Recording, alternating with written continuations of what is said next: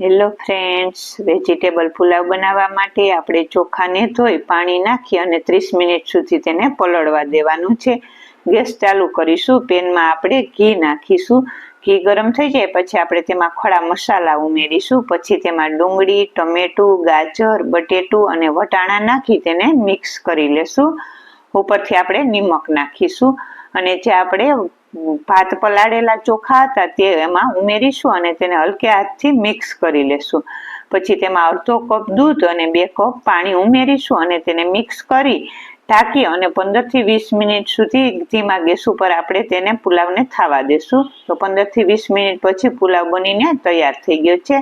મેં તેને કેરીની ચટણી સાથે સર્વ કરેલો છે. તો ફૂલ વિડીયો જોવા માટે પેજને લાઈક કરો અને ચેનલને સબસ્ક્રાઈબ કરો. તો તૈયાર થઈ ગયો છે મસ્ત મજાનો ખીલો ખીલો વેજીટેબલ પુલાવ.